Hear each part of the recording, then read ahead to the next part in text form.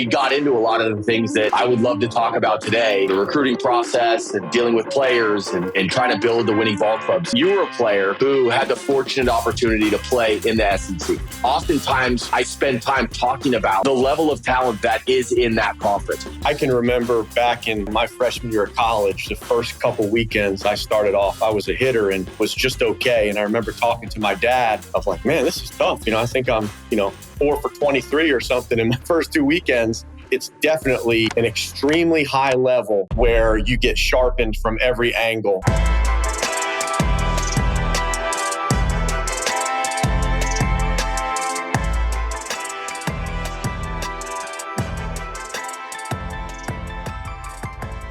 All right, Karl Nonemaker, thanks for joining the podcast.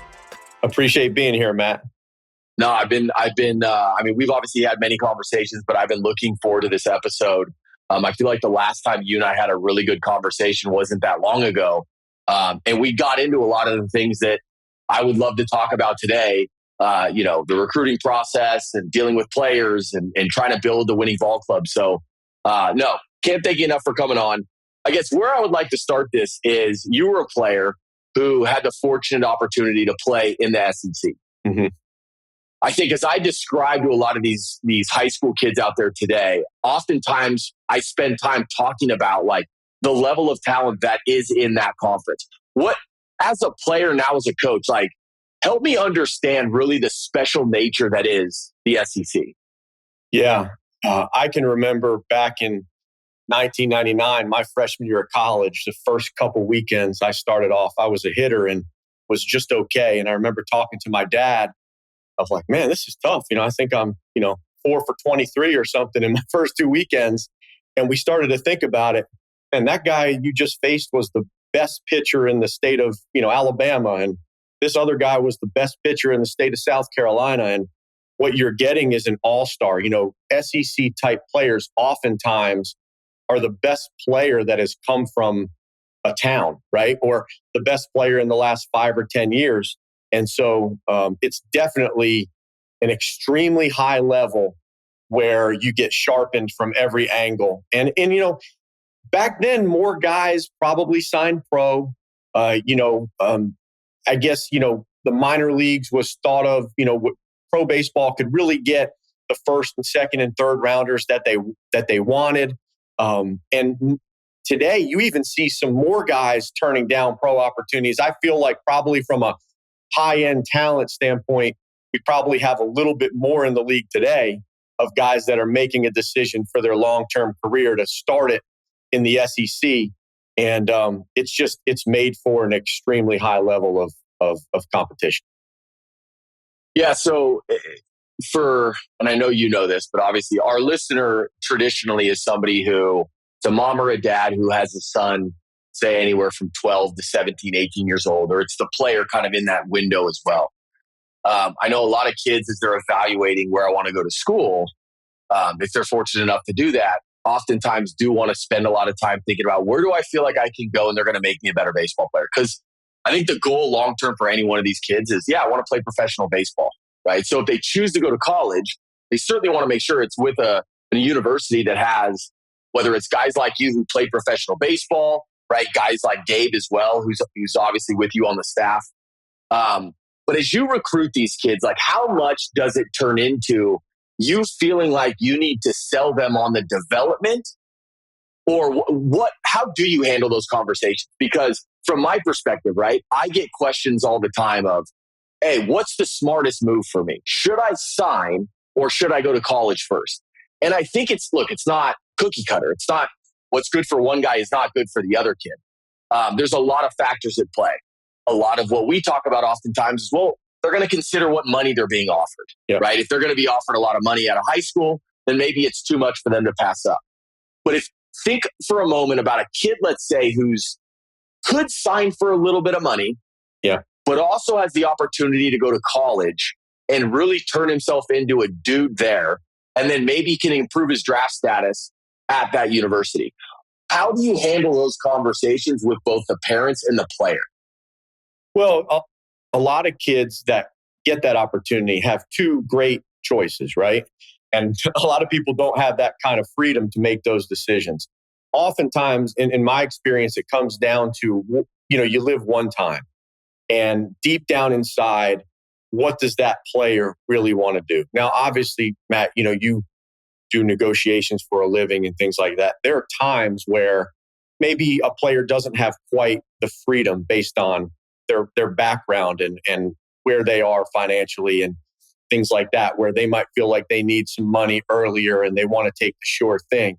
But a lot of times, kids are asking themselves, what do I really want to do if it's kind of similar, Mm-hmm. And a lot of people value the education, the friends they'll meet, knowing that they're going to be in the same town for the next few years, knowing that if people come visit them, they might not get moved. There's a lot more stability in the college path. It's kind of a segue into adulthood, so to speak, where you're on your own. And then there's some kids out there that I never liked school. I really, this money, I don't feel comfortable turning down. And look, once it gets to the first round and things like that, there becomes some scenarios where pretty much, we've had some guys say to us, man, I would love to go and play for you, but this just got too crazy for me to turn down. But a lot of times we just encourage people, hey, you have to live with this decision. This is your life. And do what you feel like is going to help you the most for your entire life. And try to encourage them to think about all the different factors on both sides to make the most informed decision that, will give them the best head start for playing baseball for a career. And then also for whatever's next. Because even if you play baseball until you're 40, Tim Hudson was on our staff for a few years. And he's one of the greatest guys you've ever met. He played baseball till he was 40. He was on the Hall of Fame ballot. And hopefully you're going to have more time in your life as a former baseball player than you were a baseball player. Right. And sometimes those decisions on looking at the whole picture come into play. But it's definitely a very personal thing. So it's funny. I feel like as I hear you talking, I feel like we're both kind of doing the same thing, right? Like the last thing you want, Karl, is you don't want a kid to show up on campus who doesn't want to be there, Mm-hmm. right? Oh, I regret this decision. I wish I would have just signed. Because then who is that guy showing up as? Is he really given everything that he needs to in order to help the ball club? Mm-hmm. Is he ultimately going to achieve what he wants to so that he can continue his career? Probably not. But so you want to find somebody who is really excited about the opportunity to go to Auburn, right? And get the education, play with the baseball club, and ultimately help you guys get to the College World Series and hopefully win it, right? So I feel like we're doing the same because as I am educating these families and these players, it's really simple to say, oh, okay, so you're somebody who doesn't like school. In fact, you hate school. And you play because, well, you're good at this game. And so if that's who you are, you probably need to take the money early. But if you're somebody who actually does value an education and really is kind of split, like 50-50, look, if it's a lot of money, I'd love to go play pro ball right now. But if not, I'd totally be fine going to college and winning a World Series and doing all those things. Like that is exciting too. That for me is kind of the best guy because then you can really like help shape his opinion as you kind of go through this process. Yeah. You obviously know who Mike Wagner is, right? The national cross-checker with the Yankees. Mm-hmm. I just had him on the podcast and we talked about in-home visits. And he, it was funny because his message was essentially, look, we get lied to all the time, right? In these meetings, we get lied to all the time. We get these players that want to convey to us what they think we want to hear instead of really just being yourself. Yeah. How much of it for you, as you get to know these kids and you're recruiting them, to really get them to like open up and show their true colors? Or do you find that they're oftentimes reserved and maybe not willing to show who they are? Yeah, I feel like we get to know the players really well their junior year of high school. There comes a time their senior year of high school, and normally it's when the spring starts. You go through the visits in the fall. Maybe you have their official visit. You get to spend time with the family. You learn more. Maybe there's a family member that wasn't there the first trip, and then gets to come back. Now you're talking more about what's next. You're asking them to do some things. Hey, I need you to fill this out. I need you to do this. You're figuring out more about who can handle their own things, what their responsibilities are, who you can count on. But there comes a time, Matt, in the spring of their senior year and this is not anything, I don't mean anything by this, but where our opinion and our voice is outweighed, right? A player, an agent, they know that we would love that player to come to college.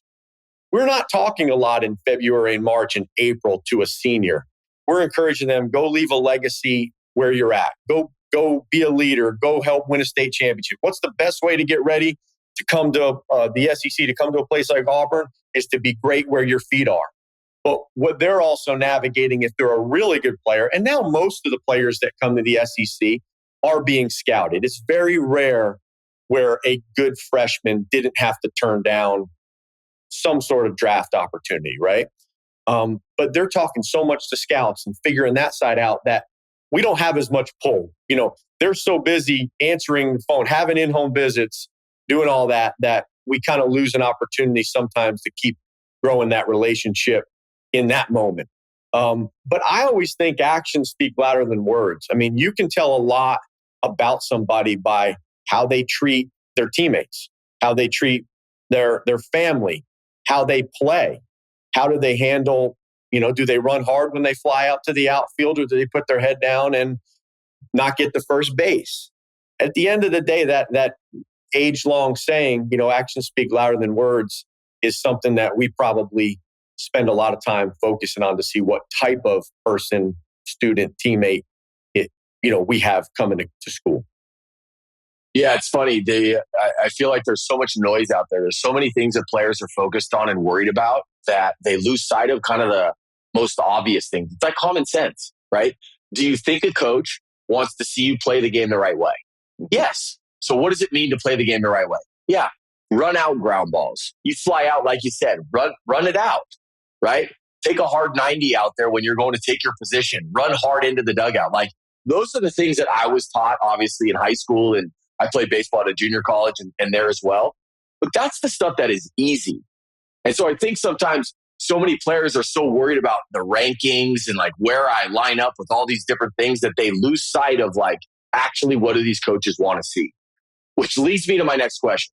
So as you start to recruit a kid, right? How early do you tend to start watching kids before you kind of reach out to them and express an initial interest? I mean, have you seen them 10 times? Have you seen them once? I mean, and I know it's not the same for everybody, but like just generally, how early would you start needing to take a look at a kid? Yeah. So now things have changed recently where you can't call or text a recruit until August 1st leading into their junior year. So 2-3 years ago, you might have started evaluating a player in the 8th or 9th grade. Now the best chance we have is, maybe seeing a guy come to our camp, or, maybe, you get to a showcase where you get to see a bunch of kids at the same time. But, it's kind of like, you don't spend as much time on freshmen as you used to, because you can't call them, you can't follow up, you can't offer them. It's kind of like going fishing and needing dinner and not being able to keep anything that you catch. You'd probably go to an area where you could, keep something. And so most of our evaluation now starts working hard on who are the current sophomores that will be entering their summer that we can then call in August. Who are some guys that we need to try to get to camp?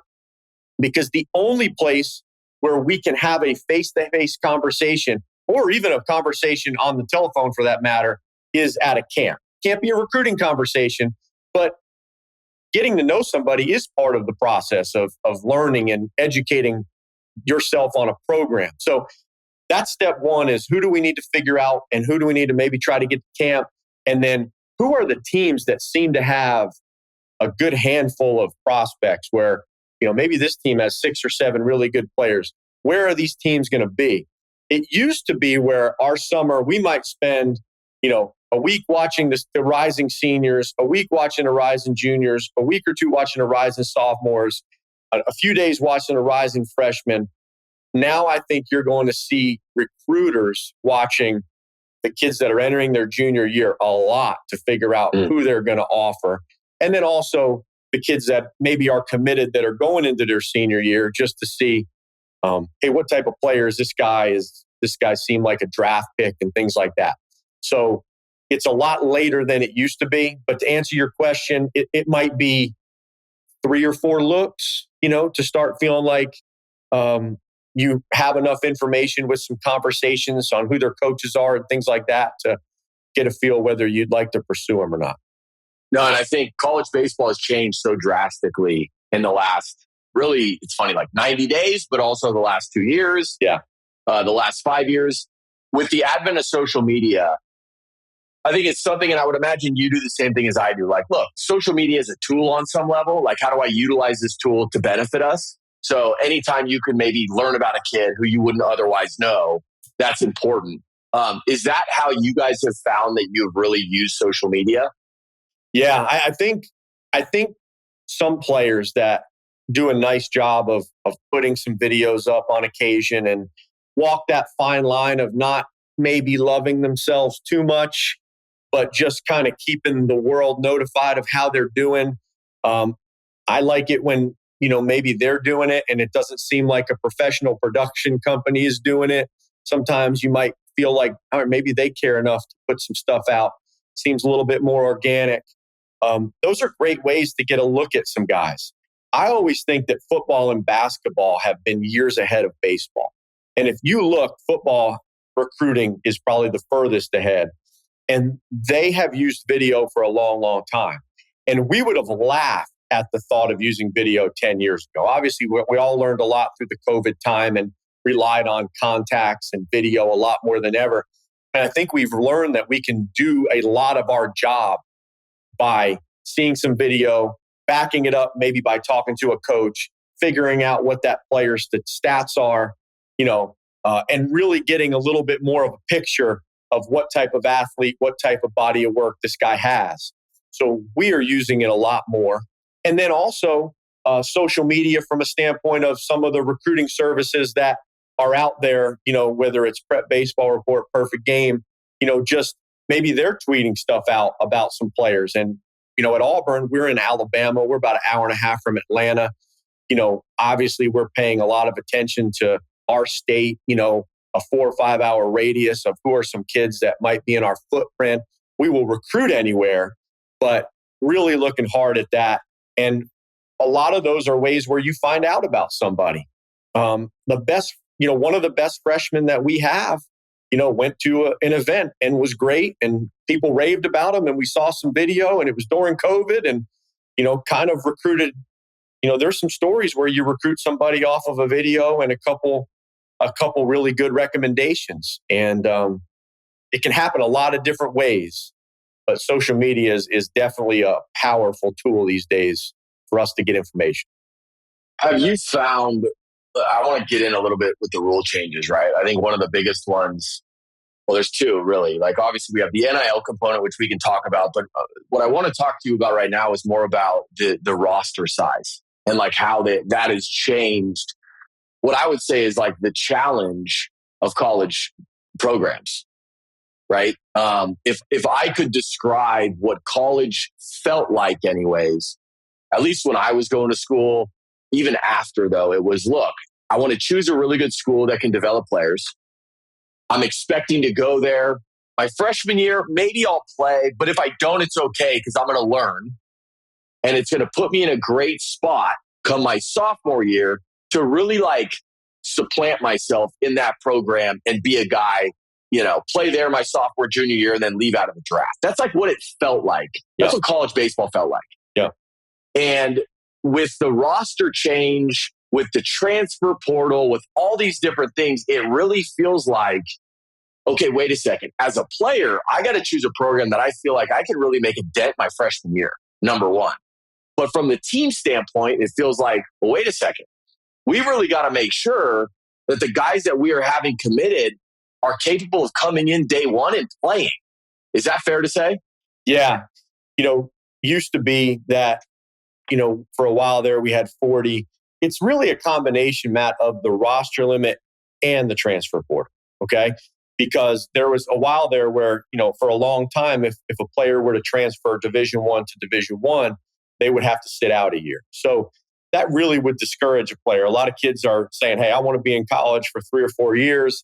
I don't want to spend a year sitting out. And a lot of players that maybe in other circumstances might have gone on somewhere else would stay. So for the most part, things would have to be going pretty poorly for that player to want to leave. And so you combine a transfer portal then with a smaller roster. And now, you need to have opportunities for players, right? And you want to be able to have a player come into your program and feel like he has a chance to earn a role. And, even if it's not playing every day, maybe it's getting 20 or 30 innings and really growing. Maybe it's getting 50 to 70 at bats and really growing. But the truth of the matter is there's only so many innings and there's only so many at bats. So, the days of, we have a few former players. Blake Burkhalter was a second round draft pick with the Atlanta Braves. And he was one of those, academic scholarship, come in, throw a few innings, throw a few more, and then have an unbelievable junior year. Same thing with Richard Fitz. Richard Fitz was a late bloomer who, came on the scene late, and he was kind of the same thing, come earn it. And, he just made his major league debut. One of the things that's hard is we've had some great stories of that where guys come in a little bit under the radar and end up getting to the highest levels of baseball. And there was room there when you had that 40-man roster. And there's no transfer portal. So in your mind, sometimes every class you say, all right, these last 3 or 4 guys are guys that might not be able to help us right now, but we think we can develop them to help us in the future. Now, you have to have guys that you think can help you right now.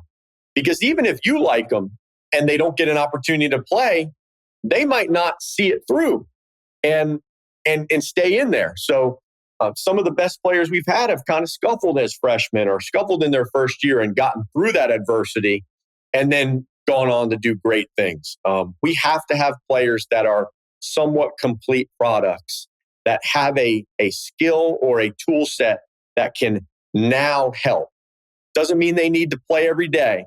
They just have to be at a high enough level to contribute, or the experience probably won't be what all of us want it to be. Yeah. So one of the guys that we've talked about is a two-way guy. Do you think with the roster size that will increase the likelihood that schools are maybe more open-minded to guys that can maybe play from both sides of the ball? Yeah, Because I think that's a huge bonus. Right. And I think the careful thing is, what maybe schools like us would be telling ourselves is let's make sure we just don't get a mediocre player at both. You know what I mean? Right. Like the two-way guy, well, hey, this guy can do 2 things. He's a mediocre pitcher and he's a mediocre position player.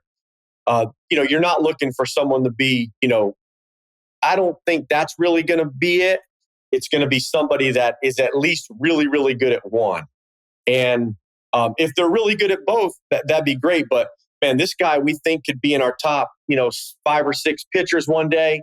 And also, man, he's going to give us so much more depth and more versatility as a ball club because he can hit and play a position too.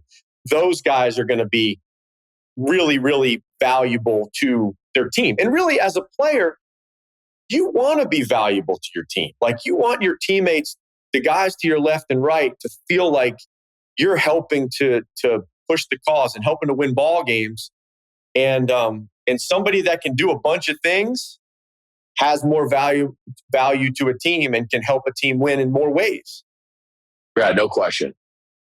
Speaking about NIL for a moment, how big of a challenge has this really become for you in your role, but more importantly, just like, I remember thinking about college baseball and it was just like, what program do I identify with? Let me go to this school. Let me choose this school because it's where I felt most at peace. It's where I felt like that, I was part of this family. It just felt right when I showed up on campus and went to the football game and they showed me around, like it just felt right. How has the NIL stuff added just a layer to this process that has maybe been, difficult, hard to manage? And I think on some level too, because I've talked to a number of different programs, it sounds like what's most frustrating for you guys is the lack of information that you guys ultimately have at this point too, as you kind of manage the whole thing. Yeah, it seems like we're probably on the way to, we've been in this transition period, right? Where now it seems like we're on the way, this spring to having some more, some clearer guidelines on how everything's going to work as, maybe scholarships and things like that get adjusted. These last few years, a little of it's been, you don't know what's behind other programs, behind closed doors. There's, you don't know what's normal for a player to get or anything like that. From a positive standpoint, I remember, 11.7 scholarships with no extra help. If you didn't have academic money or tuition waivers, you could have real challenges getting the cost down. And there were times 5 or 6 years ago where maybe we'd be recruiting a player and a family or a player would say, Coach, I love it there. It's just going to cost too much. Player understands, they get a 50% offer and it's $40,000 a year to go to college. They still have to pay $20,000. And there might have been an in-state school that could have done better, or a school that had better academic money or financial aid. So there were times where you'd love this player and we're going to give him a good offer, but we're not even going to get in the ballpark. And whether he wants to go here or not, it's not going to be possible. One of the positives of the recent changes has been, cost is not getting in the way like it once was. Now, sometimes guys might make a decision for how much they're going to make, and that's a different story. But it was more discouraging at times where, man, we love this player. We think he'd be a great fit here. And, because of money and because of affordability, it's not going to work. So now we've got a new set of challenges that's a little bit different. And hopefully, in the next year or so, we'll have a little bit more of a clear picture of what everybody can do and understand, from a global perspective, everything that, is going on and the best way to attack it from our standpoint. Yeah, I think one of the challenges has been, because we're in this like kind of in between stage where there's a lot of misinformation out there is the way I would describe it, right? And for anybody listening, an example of that is, let's just say your son's a 2026 and you have talked to coaches and they're promising you crazy numbers that like you're not hearing from anybody else. I think what is ultimately going to get cleaned up in the next couple of years is the instances where those programs have promised guys this large amount of money, maybe just to get them to commit, and then almost punting the conversation about like, well, is that even realistic? Is that feasible? How is the program even going to pay that? All of those things, that stuff will start to get exposed before the kid goes to school. So these stories we hear about this kid getting offered all of this money, and it almost sounds too good to be true. I feel like all of that stuff is going to start taking shape over the next year or so that in the future, hopefully we're in a place where like, look, there are parameters, there are guidelines. Everybody has a clear view of what this is, how it works, how it gets paid, what it looks like, and then boom. And once everybody has that, now we're going to actually start, getting us closer to a world where like, okay, we can, this all makes sense. And now everybody has a clear view of how this all functions and works. Yeah. And, there has never been a better time from that standpoint to be a player, right? You think about the cost of education and things like that. And, what some people have to do, picking up a side job. And, there should be a lot of appreciation, right? Appreciation is the opposite of entitlement, right? And there should be a lot of appreciation for the fact that you hear all these stories of people carrying a couple jobs to pay their bills. And now, players, can get, their scholarship, and there's some other institutional funds that can be delivered, that players can get, cost of attendance type money that adds to their scholarship. There's just more good ways to get the cost down. And then if players go get NIL, that in many cases can help them pay, for the rest of their school. Maybe it, obviously puts them in the positive or whatever, but there should be a lot of appreciation for how great of a situation it is for players right now to be able to leave college with no debt. Some of them putting money away, fly private, right, with the team to certain, games, play on national television. And I think for somebody that's just loved college baseball, I was high school in the 90s, and just saw how magical it was, when Omaha, when the College World Series would come on in June. Those would be the only games we could watch on TV. It's just an incredible time to be a college baseball player. And there's just one thing now that's really required, and you have to be good. And then, there's just not a lot of room to not be serious about it, right? Like the schools are serious about it. They're trying to give the best resources they possibly can. And to whom much is given, much is required. There's a lot of requirement there from player to really just from a priority standpoint, right? To really be all in and to want to make the most of it. But wow, I mean, venues, TV, chance to get the cost down. It's a great time for those good players. Well, if you look at the draft last year, I think it was something like, and I'm remembering this, so it could be off by a certain percentage, but it was something like 75% of the draft was college players last year. So as I look at where college is going, I think the exciting thing is you look at college football, you look at college basketball, and you see like really good product on the court, on the field. And for whatever reason, over the last 2 decades, baseball's just kind of like played second fiddle to those sports. It's like, oh yeah, well, you're seeing these guys in the minor leagues and you always wondered and dreamed like, what if that guy was playing against this guy over in college? And now we're starting to see that happen more and more. So where I get excited is I think we're going to see a level of college baseball that we've never seen before, which I think is ultimately going to lead to when you're in pro ball, you're going to see guys developing at a faster clip also. Because I've always said this, and this may not be true. I just feel like from my eyes, having watched the SEC, if you could play baseball in the SEC and you get signed to play professionally after that, and you go play in high A, the SEC for me has been almost a little better than a high A. You could arguably say it's in between high A and double A as far as talent goes. And so it's like you've just been spending 3 years at, one of these schools in this conference. And there are some other good conferences, by the way, too. But it's just like that's where, as I think about what ultimately is going to create better baseball players, good college programs and good college conferences, that for me is like one of the most important things. Yeah, iron sharpens iron, right? And the better feedback you get, you take a pitcher that goes from high school with a strike zone that's a few inches off the plate each way. He's got 3-4 hitters in a lineup that are 15 or 16. And, he can just use a bigger plate and kind of out muscle somebody at 18 years old. And now you go to a zone that's a little bit closer to a track man. You go to 20, 21, 22-year-old men that have their skills honed. And what you get is better feedback. So I do think that there is adversity coming. I think something for a player is it's very rare where that player just comes and they're an All-American right away. There's going to be some adversity, even if it's in fall ball, facing your own players. I can remember as just a freshman in college in our scrimmages in the fall thinking, wow, this is the highest level of baseball I've ever played because I'm playing against guys that are great, but they're also 20, 21, 22.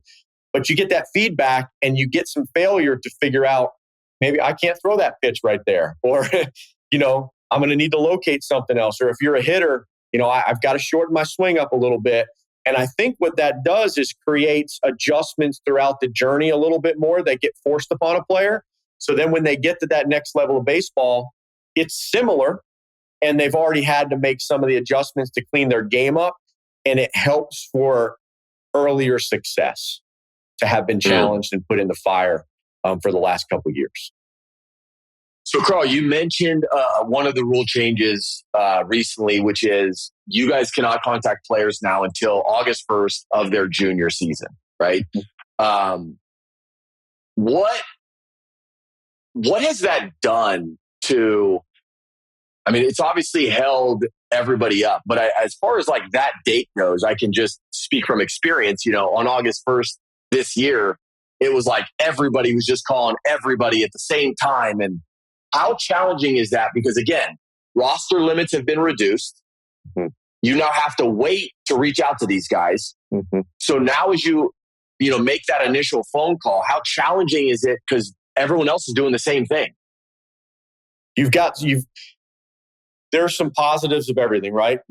Positives and drawbacks and everything. In the old way, there were some positives, and you could have a relationship with a kid, meet him his freshman year, talk to him for 6 to 9 months, bring him to campus once or twice, and then figure out if it was a fit. And maybe you get a commitment. And some people vilified the early commitments, but at times there was a good recruiting process that happened. There was time to get to know somebody in an organic fashion, and you figured it out. Or maybe you got to know, and maybe that just got you closer to the yes. And then, maybe you would have 5, 6, 7 kids committed by their sophomore year, and you wouldn't be looking as urgently as you are. Now we're going to be put in a scenario where a lot of programs don't have anybody committed, and they go into a recruiting cycle looking to commit 8 or 10 players. How many players do you have to reach out to? I do think, as much as there's a lot of positives, one of the new factors to take into play if you're a player is there were times where a program could say, hey, take your time. It's just your freshman year. Figure out where you want to go. Well, things have changed from that standpoint where everybody's getting called in August and everybody's having to choose their visits for September and October. And I do think you're going to find places where a program is recruiting you, but maybe you're a catcher and there's just one catcher that they're going to sign. Well, how many catchers does that program have to call to get one? Maybe it's call 5 or 6, get 3 or 4 in a visit. And part of that might be a program saying, hey, we really like these 3 or 4 catchers. We're going to take the first one. And kids getting multiple offers. And you got to understand, that's not hardball. That's just the circumstance that a program is in. If you wait until November for one person to tell you yes or no, the other 2 or 3 that you really like, that you thought could be great additions to your program, might have already committed other places. So there's some other factors now for a player to navigate once you figure out that school that you really love. Now, don't get me wrong. If you're the guy that's one of the best 20 players in a class, I'm sure any program would wait. But if you're at a position where they only need 1 or maybe they only need 2, figuring out what you like and maybe acting when you see something you like might give you a better chance to not have, the rug pulled out from under you. And maybe everything happens for a reason, but that kind of also happens in a transfer portal where everybody's making their decision in a 3-week span. And so you're kind of recruiting more players than you need just based on the circumstance to try to figure out. You don't know if you're going to get 1 out of every 10, 1 out of every 5, or 1 out of every 3 that you recruit. And so can be a little bit more chaotic for a high school kid in September and October than maybe they were expecting. Yeah, I couldn't agree more. I think I saw that firsthand this year because again, the night of at midnight, these guys are getting text messages and phone calls. They wake up, their phone's blowing up. And let's just say they have 10 schools reach out day one. And all right, hey, thanks for the phone call. Would love to continue talking. Would love to hear more about the school and the program. Would love to schedule a visit, whatever it is. And then as the days and weeks progress, the school's not calling you back now, right? Maybe you're not hearing back as quickly. And the thing that I think a lot of these programs also should remember is, these kids talk too, right? So if you're reaching out to, you use the catcher analogy, like you're reaching out to a catcher here and he's buddies with a catcher over there. Like these kids oftentimes communicate as well. And so, similar to the NIL stuff, I feel like going forward, this whole thing is going to figure itself out a little bit. And a lot of these kids are going to have, they're going to be much more prepared on how to really handle August 1st, more so than kids were this year. And look, transparency, right? Like, why have we developed a good rapport? Just open, honest transparency with respect for one another. And that's always a good way to go. And there's nothing wrong with a player to say, hey, coach, to be transparent with a coach. Hey, coach, I appreciate it. I have a couple other schools that I'm interested in. That happens a lot. I'll let you know, if something falls through, great. Or for a player to say, hey, coach, you know what? You guys are one of my 3 or 4 best schools. And would you mind keeping me up to date? And let me know if at some point you go in another direction, man, the only thing I'm going to ask from you is to tell me and to be honest. And I don't think that's too much to ask. And look, sometimes it's a chaotic time. I think people think others are misleading them on purpose. I just sometimes think that's not necessarily the case. It's just you got 1,000 things going on. You don't mean to not fully communicate.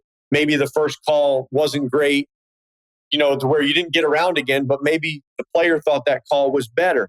But there's nothing wrong with a player being wide open and saying, please let me know because I'm really interested. Or a lot of times in our world, we figure out how interested somebody is by how many visits they're taking and if we're one of them. So, right. If you're taking 4 or 5 visits and we're not one of them, we're going to kind of read those tea leaves.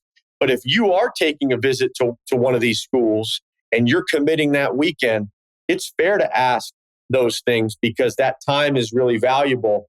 And, the cost of you taking any trip is the other trip you could have been on. And it's okay to ask if there's going to be a scholarship offer, if it's out there for a while. And it's not out of greed. It's just out of trying to figure out where the best place is and make sure that you go down the path of all the places that sincerely have an interest. And it's not always going to be perfect because, you might be one of 2 players that someone's, recruiting and the other guy just might have been more interested and committed first. It's a very gray, but I always ask players when we talk, hey, a couple things. I'm not going to ask anything of you except for one thing. If at some point you know that Auburn is the place you want to go, please let us know. And if some point you know that we are not the place you want to go, man, that information, whenever you know it right away, is helpful to us to make other moves. Yeah, and I'll repeat something you said, which is transparency, right? I think having an open line of communication is so important. And for everybody to realize, look, it's okay. A lot of these players, yeah, you're figuring it out in real time. You don't have all the answers yet.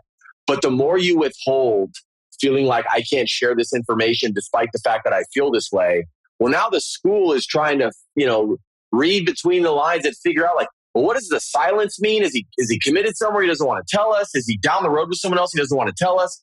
So just know, for any parent or player listening, the more you can just be honest and communicate, there's nothing wrong with just calling a coach and saying, hey, coach, can I get on the same page with you?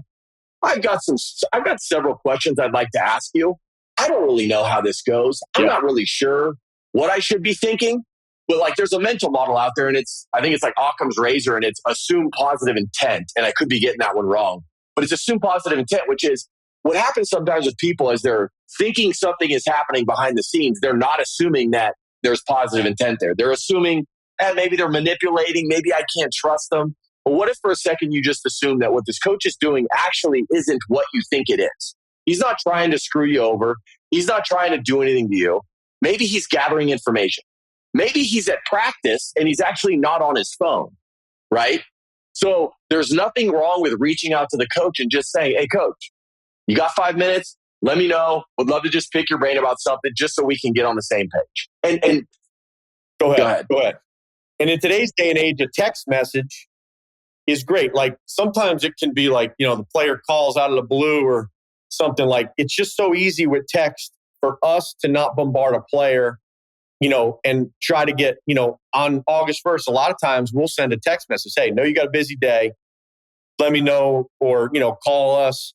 Let us know when a good time to talk is, or we can talk tomorrow. I mean, whether we talk for an hour on August 1st or we talk on August 2nd, this is about figuring out where you're supposed to be.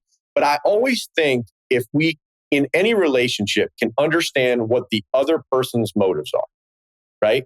So I'm saying this, I know what our job as a coach is, but if a player would just think for a second, all right, what's this coach's, what's this team's, what's this university's motives? Okay.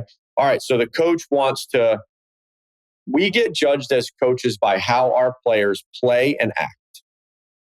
Okay. A coach is judged by how they play on the field, how they act off the field, and how they operate in the classroom. Everything they do. So in our minds, we're thinking, okay, who can be the best representatives of our program? Who is reliable? And who's a good player? And understanding that that's all we're looking for. So every conversation that we have, if we have 10 or 15 minutes on the phone, Are they interested? Are they not interested? Do they seem like somebody that would fit with our program? And that's part of what that interview process is. And there are some players that are such good players that maybe schools will recruit them really hard before they figure all that out. But that's what a school's trying to figure out. And they're trying to figure out who the 8, 10, 12 guys that they can, get committed that are going to be in it for, let's just call it what's the right reasons? To be the best you can be, to be a good person, and to be where your feet are and try to compete every day and help win games. Right. And sometimes, you might get some mixed messages that a player isn't that interested, and that's okay, because a really good player might have 50 text messages on August 1st and he can only pick one school. And so that it feels like speed dating, but people are just doing the best they can. And no one's getting into this to say, hey, we really want to hurt somebody right now. People, but schools are going to look out for their program. And a player is going to look out for himself. I always say there's a couple times where you should be really, really selfish in life. And it's the school that you pick to go to, who you choose to marry. You should be really selfish. Now, once you make that commitment, the best way to go is to be unselfish and be work together with somebody. But be selfish in that decision-making process, and it's okay. Right. So I want to talk a little bit about parents for a moment. I guess as I think about this whole recruiting process, what can parents do to add value to their son's journey? And by that, I'm really talking about what are some of the things that they shouldn't be doing that make things more difficult for their son?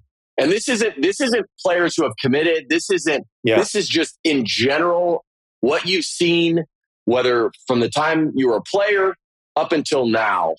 What are some of the things that you really think parents can do to help their kid? Well, obviously,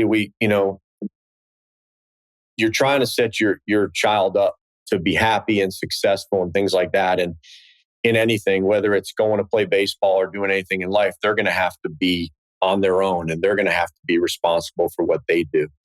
The best scenarios, some of the best players we've ever coached, the only time we ever talk maybe to the parent, we always say, obviously, if anything's going on with somebody's life, you're going to talk a lot with the parent. But, in some scenarios, you get a kid comes to school, he doesn't have much life adversity going on. And maybe you talk to the parent once a summer just to kind of go over what the costs next year are going to be and how the scholarship gets adjusted to cover some of those costs. And every other conversation is with the player. There's some of our best players that we might have never talked to their parent throughout their whole journey outside of saying hi, not about any of the stuff, because the player is so good at handling the stuff on their own. And so, number one, I just think the best players have been brought up right to do on their own, to be motivated on their own, to have conversations that they need to have, and to be accountable. The parents that encourage their children from a process standpoint to put the work in, you get what you earn, nothing in life is given, those set their kids up with a great foundation. We've had parents that say, hey, my family understands that, my child understands that if he doesn't keep getting better, he's not going to maybe get to play when he gets to college. He has a responsibility to keep getting better. And so that combined with the unconditional love, and I know parents love their kids unconditional. What I mean is not treating them different through success and failure. I think it's encouraging them to process, do their best, sacrifice, have discipline, work. You get what you earn, but then also whatever happens, I love you. Because if things don't go well in the game, and look, we love our children, we want it to go well, but if the athlete feels punished for maybe a lack of performance, that will create a lot of anxiety. Right. And in sports, it's hard to play well when there's anxiety. A lot of times, the most anxiety comes from the fear of letting down the parents or the fear of the repercussions of what happens if that player doesn't play well, where maybe they did all the process stuff and maybe it's just not coming. And maybe if they could just relax a little more and didn't have those outside pressures, there's enough pressure with 7,500 people in the stands and trying to keep your spot. The parental pressure to succeed or have repercussions can really negatively impact players. So the best players usually have really supportive parents that have driven them to be process oriented and to work and sacrifice and be a great teammate and be where your feet are and compete every day and add value.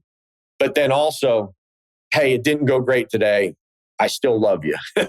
You know what I mean? You're doing everything you can. Gosh, think about what these kids are doing. They're going to school. They're sacrificing hours and hours a week into something. They're keeping up with their peers to get a degree one day. There's so many unbelievable things these kids are doing. And man, they came to a place where the competition level's high and there's going to be some days with a lot of adversity, and the ability to just flush that and get on to the next helps players to play free, because the best players love being out there and they're not worried about the repercussions. They just love it. And the players that feel like they've got added pressures don't get to enjoy it as much and therefore don't play as well. Well, and I think a lot of parents need to hear this because, I've had conversations with scouts who have literally said to me, Matt, the kid needs to go to college because he needs to get away from mom and dad. Mm-hmm. And for a parent to hear that, there's no world in which whoever that kid was, whoever his parents were, there's no way they knew that behavior was actually making them worse. But from an MLB organization's perspective, they actually have seen it. And they do believe that whatever that behavior is, whatever that pressure is, whatever that anxiety is that you're creating in him during a game, that is actually having a negative effect. You're making him worse. Mm-hmm. And so to an MLB organization to recommend he needs to go to college because I want to see him when he's away from mom and dad and then see who he could become. I mean, for me, that's like tragic. Yeah. Right? Because there's no world that parent wants that. And a lot of times that parent's dedication in the beginning has helped that player, right? Like you hear stories of kids that couldn't get rides to practice that, because their parents didn't want to be involved, didn't want to play on this team because the parent didn't want to, sacrifice a day or two on a weekend to do it. These parents love their children so much that they do so much for them to give them these opportunities. So it's a fine line. It's like you have to want to sacrifice enough of your life to spend weekends at a ball field and, as a taxi driver or an Uber driver these days. But understand that if we don't get the results that we want, all we're trying to do is help them to be the best that they can be. My little league coach had he used to give us little awards. It was in the majors. I played for 3 or 4 years on the same team, and we get the Don Mattingly Award, or we'd get an award for going 3 for 4, and it was awesome at practice that week. And on the bottom, there was a quote, and every day it said, be the best you can be. And I will never forget it. I was 9 years old. And as a parent, we're trying to teach our kids to be the best that they can be. And we have to relinquish some control to, what happens. And that has been the biggest indicator whether somebody can fight through adversity or not, based on just the understanding and the support they have at home when things aren't going great and not adding to the adversity that they're already feeling. Right. Well, buddy, this has been phenomenal. I enjoyed it. We could have just taped our last conversation and not even done this, probably. Pretty much. We pretty much covered exactly our last conversation. So this was, Karl, this is phenomenal. It is no surprise that you have so much success on the plane, by the way. I'm familiar with the Auburn line on the plane. So, no, man, I appreciate you. This has been phenomenal. Would love to have you on again once you guys win the College World Series this year. That'd be awesome. Thanks again, Matt. And it's an honor to be able to try to, maybe just speak to where one or two people could take one or two things and be impacted in a positive way, and appreciate you asking me. My pleasure, man. We'll talk soon. Okay. See ya. Bye, Karl.